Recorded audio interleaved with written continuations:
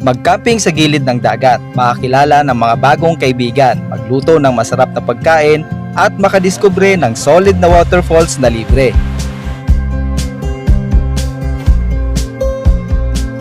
Lahat ng yan ay mapapanood ninyo sa episode na ito. Kasama ang mga kaibigan ay magmamoto camping tayo sa isang napakasolid na raw spot dito sa Mauban, Quezon. Hindi naman pala nakakatakot dito, pre. Wala tayong sasayangin na pagkakataon. Mag-e-explore at mag-e-enjoy tayo kasama ang ganda ng kalikasan. Kaya wag na nating patagalin pa. Kung camping at adventure ang hanap nyo, tara at samahan nyo ako.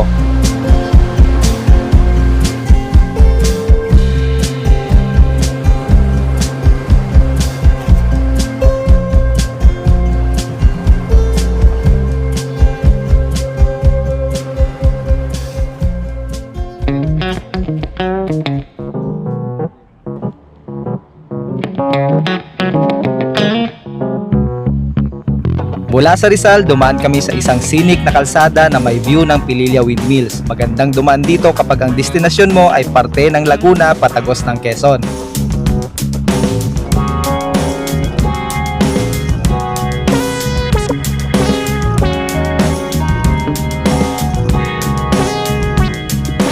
Presko ang hangin, maganda ang tanawin at walang masyadong kasabay kaya walang traffic.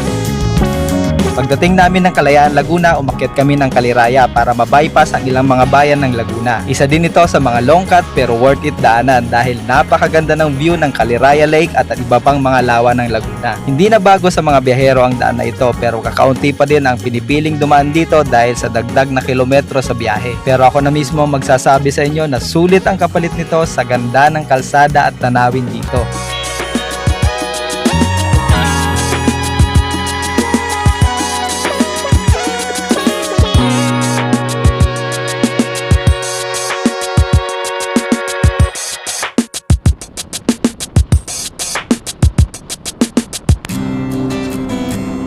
Ang destinasyon pala namin sa biyahe na ito ay sa Mauban, Quezon, as usual para mag-camping kasama ang mga kaibigan. Bago pa man magtuloy-tuloy ang aming biyahe, dumaan muna kami sa isang tindahan ng bibingka para bumili ng pasalubong.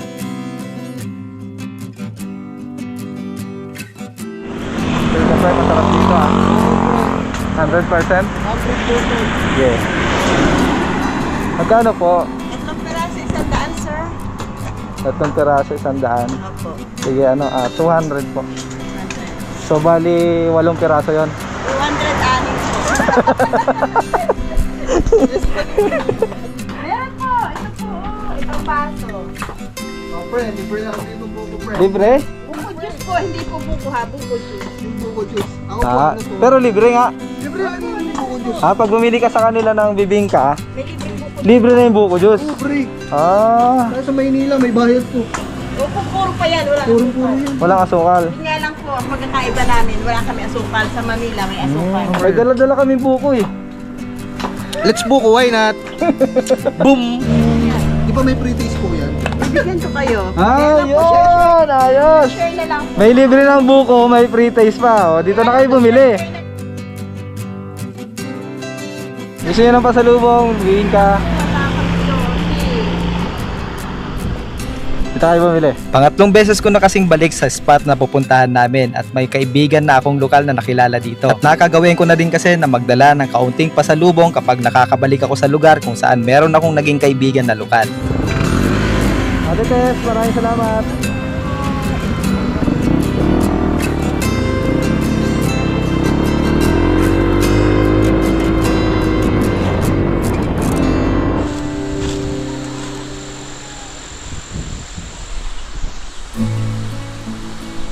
Another dagat episode tayo ngayon.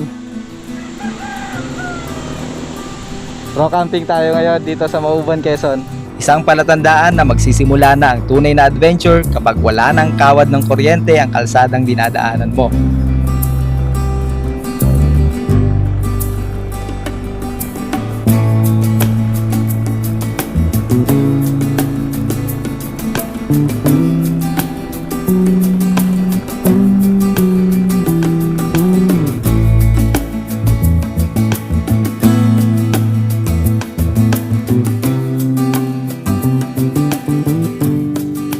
Pagdating namin sa spot na aming pagkakampingan ay wala daw pala si Nanay Mirna, yung lokal na nakilala ko sa lugar na to. Sa kanya kasi kami magpapaalam para makapag-camping uli dito. Mas maganda kasi na may basbas ng lokal bago kami pumesto.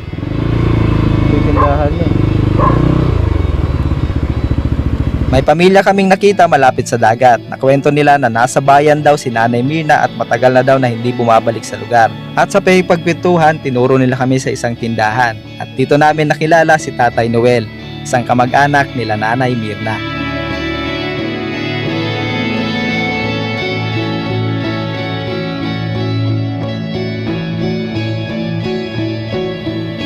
Pagkatapos magpaluto at kumain ng pansit canton sa tindahan nila Tatay Noel ay humingi na din kami ng basbas para makapag-camping sa isang spot malapit sa lugar nila. Pumayag naman si Tatay at nag-offer pa nga na dito na daw kami magbanlaw kung sakaling maliligo kami sa dagat.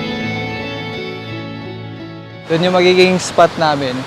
Doon kami magtatayo ng tent.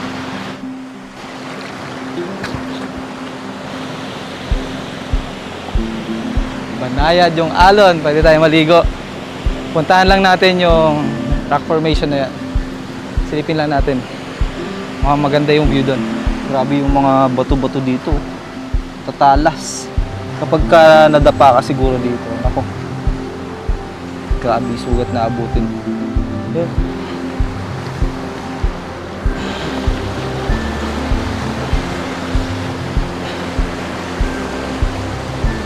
Dito tayo sa dulo. Dito tayo sa dulo ng rock formations. Layo na natin sa spot.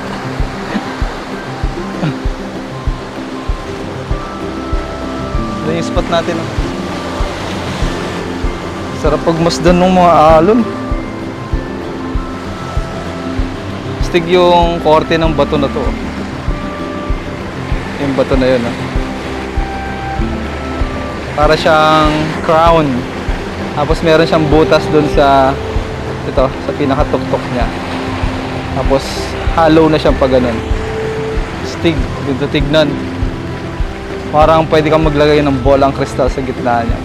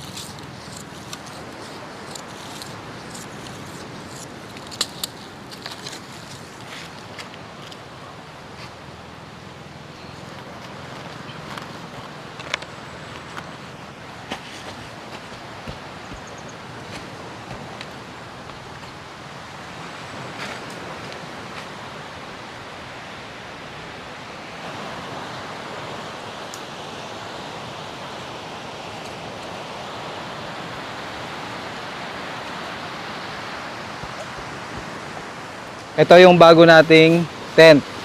Tignan nyo kung gaano siya ka-compact. Pakaliit lang. Siguro mga sa kalating dangkal. Tapos yung diameter niya, mga kalating dangkal. Yan. Moment of truth. Malalaman natin kung tent nga ba yung laman nitong pouch na to. Na-order ko lang to online. At ngayon ko pa lang siya unang bubuksan at masusubukan. Gawa siya sa light material eh. Hindi siya katulad nung una nating tent na makapal yung kanyang pagka nylon. Same ng material dun sa mismong tent, yung kanyang carrying pouch. Manipis siya eh. Pero nakalagay dun sa description, waterproof siya. So malalaman natin. Ito yung kanyang outer layer nga pala. Mamaya na to. Oh, ito yung mga pegs niya. Inner tent o yung inner portion ng tent natin. Sabi, apakaliit lang niya. Kasya lang talaga isang tao. Ganyan yung lapad niya, oh. Halos, wala pa nga, isang di pa. Siguro mga 1 meter. Tama ba? Ayan, 1 meter. Yan lang siya, oh. Tapos yung haba niya, siguro mga 2.5 meters or 2 meters. 11 pieces na pegs. Isang maliit na pole. Tapos, mga guy lines. Ayan. Nakalagay siya dito sa carrying pouch na to na maliit na nasa loob nung packaging nung tent.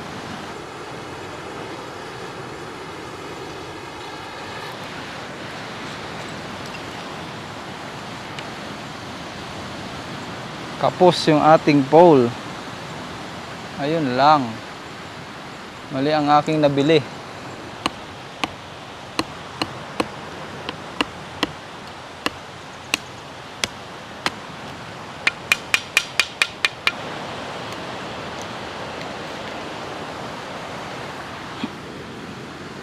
Tapos itong maliit dito sa bandang baba. May guide naman siya eh. 2 pirasong kulay pula. Tapos lalagyan natin ng tali dito pababa para mabanat siya. So technically, itong tent na to ay hindi freestanding. Kailangan natin ng mga pangontrang lines para tumayo siya. Pero apakaliit, apaka-compact. Ito na yung tent natin after ng ilang minuto, kung hindi man oras na pag-figure out sa setup ng tent na to. Nabuo na natin. Ang hirap talaga ng bagong tent kapag hindi mo na-practice yung pag-setup sa bahay. Talagang mangangapa ka, lalo na hindi ako familiar sa ganitong klaseng tent. First time kong mag-pitch ng ganitong klaseng tent. Pero sa itsura naman mukhang goods naman to. Maliit lang yung tulugan pero meron siyang space dito para makapagluto, tumambay kapag medyo umuulan na, umaambon, may silungan siya. Pagod mag-setup ng tent na hindi ka familiar. Pahinga muna tayo. Relax muna at tambay muna tayo dun sa may dagat. Mga kasama natin, nagre-relax na dun. Tayo, kakatapos na natin mag-setup ng tent. Samahan muna natin sila.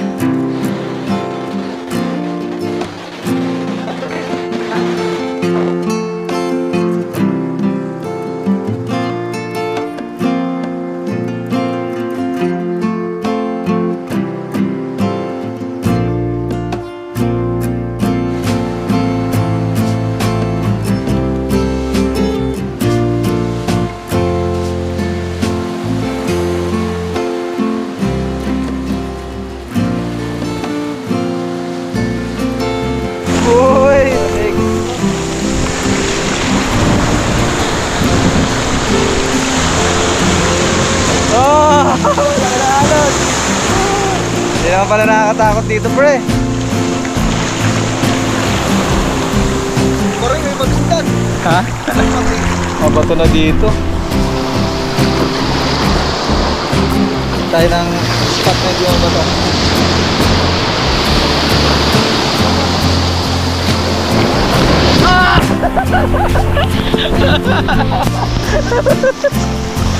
Kaya naubuhan ako. Ang lakas.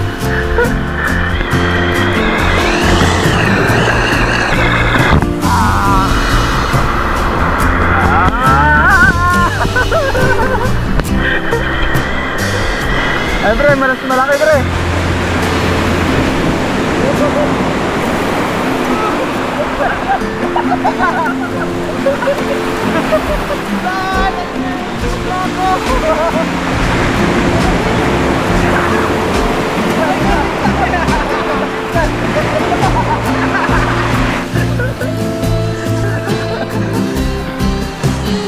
Nagkaroon pa sa pre, huwag ka pumunta sa malalim.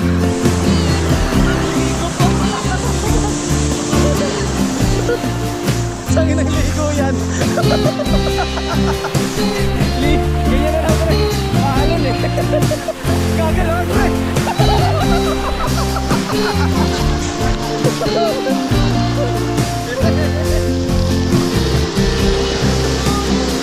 Minsan kalmado, minsan hindi. Wala lang, kita madadala niyan. Yan o, laki.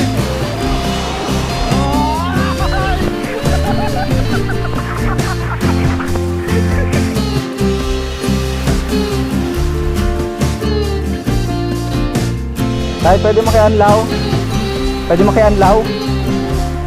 Meron ba doon? Meron pa doon? Dito na lang tayo para tayo makistorbo. Ito na lang kami, Tay.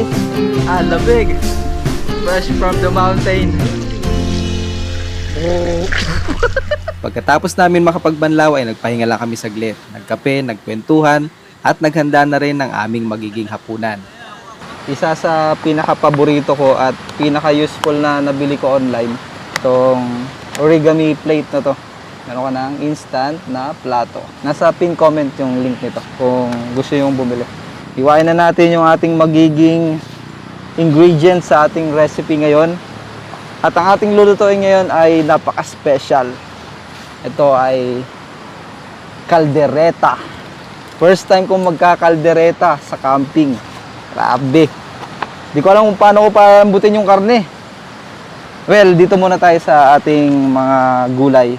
I-prepare muna natin yung ating ingredients. May nakita akong technique sa sa pagtanggal ng seeds nitong bell pepper. Subukan ko kung effective. Kailangan mong butasin dito. Parang ang siste ay huhugutin mo yung pinaka niya, yung nakausling stem. Tapos dapat sasabayin na palabas yung mga buto niya. Technically, ganun ang mangyayari. Malalaman natin ngayon kung legit. Ayan. Uy! O nga no. Well, may natira pa rin naman na konting buto, pero konti na lang. At andito na yung hindi natin sinasama sa pagluluto. Galing oh. Kakapanood ko ng mga cooking show dami ko natututunan.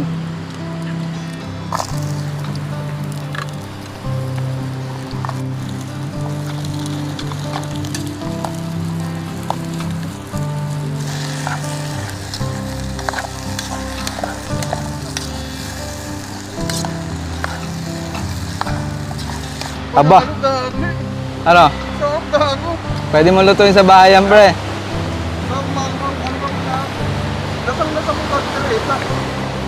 Tapos yung karne, pre. Ang lambot, di ba? Lambot ng kambing, no?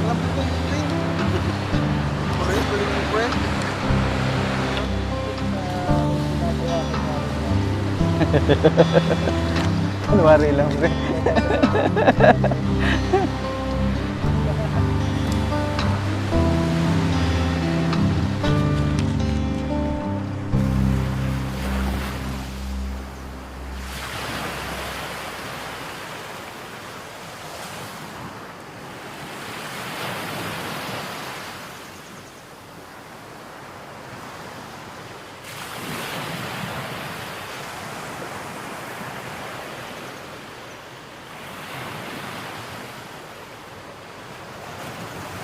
Ito yung tsura ng tent natin dito sa loob.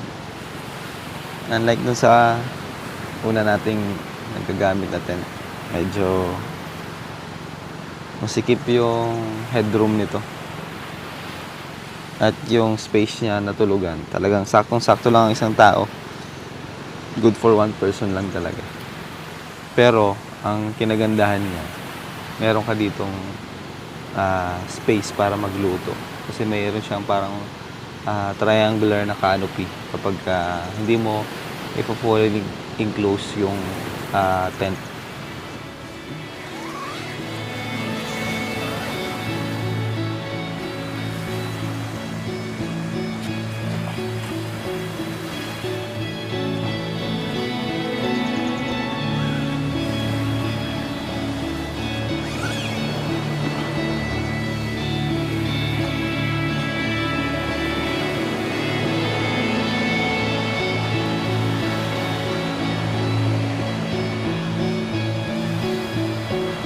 Pangkaraniwang umaga lang naman ang bawat gising ko sa mga rose pot. Ang tanging nagpapaspecial lang dito ay ang ganda ng lugar at tanawin. Kalmado, payapa, napakalayo sa maingay na syudad.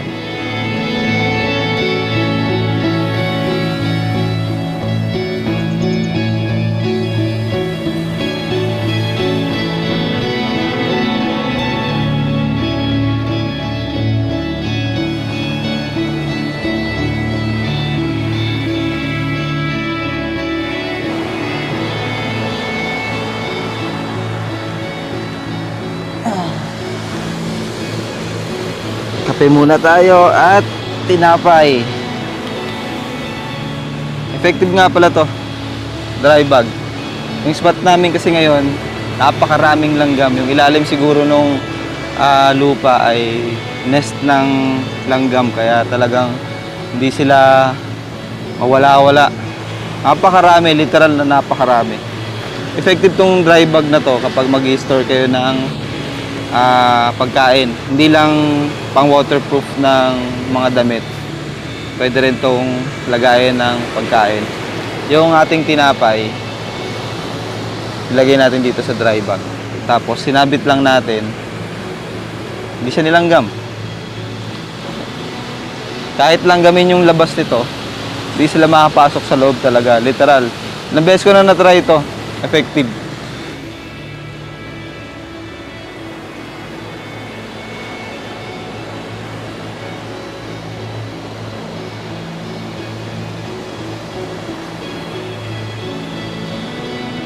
Ito yung sinasabi kong canopy. So kahit na medyo umulan, meron pa rin tayong space para umupo, kumain at magkape. Pwede rin magluto rin sa space na to. Enough naman yung space na to para makapagluto at makapag-prepare ng kakainin. Meron siyang parang extra area.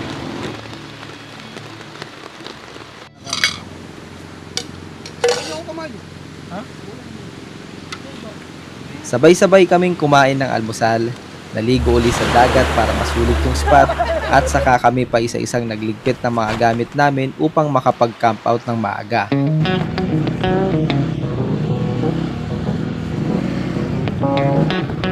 May isa pa kasi kaming importanteng misyon sa adventure naming ito.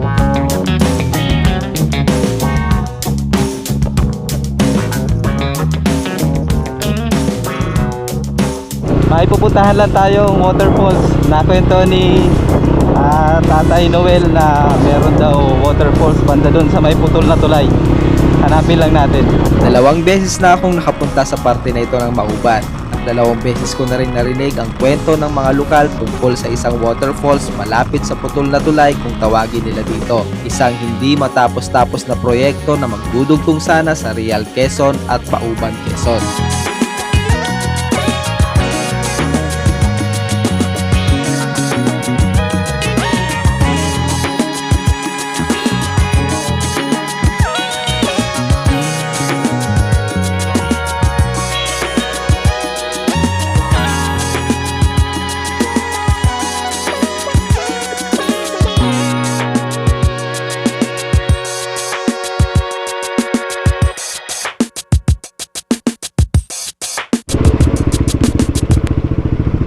Aba, may progress na yung dito sa may putol na tulay, oh.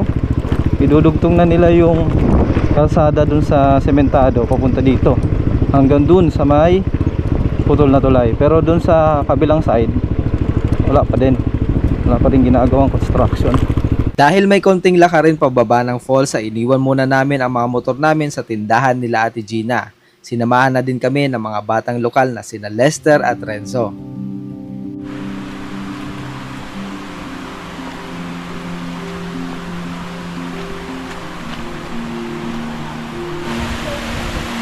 Gagsi ka, ang ganda pre.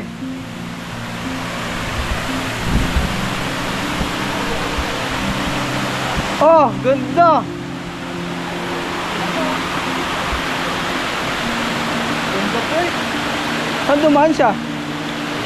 Tubig. Nagyayakan na tayo.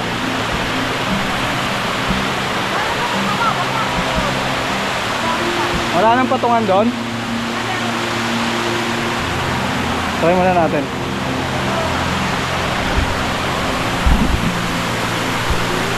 Ganda. Anda-anda na rin pala yung ano niya, no?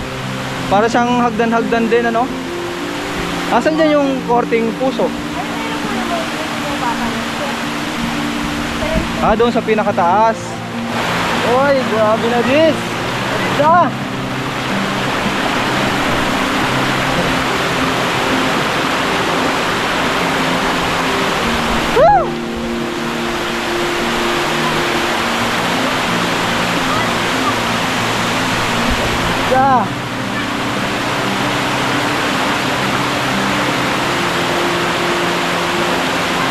solid.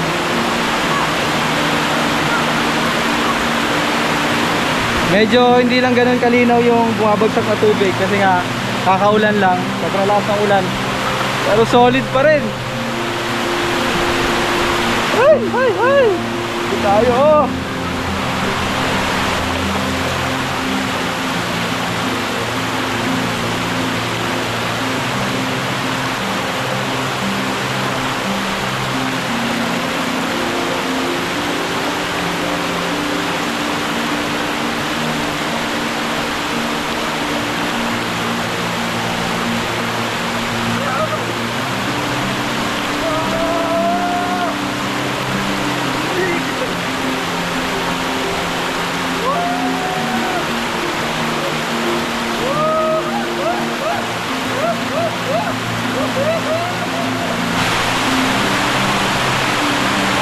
Oh, meron pa pala dito. Yung resemblance nitong mga to, parang kaparkan. Maliliit nga lang, saka mabababa siya. Pero ganyan-ganyan yun eh. Tapos ang dami mo palang post dito. Yun, meron doon isa, dalawa, tatlo, apat. Solid experience! Tatlong beses tayo nakapunta ng Mauban. Pero ngayon ko lang napuntahan to. Napakasarap mabuhay sa mundo.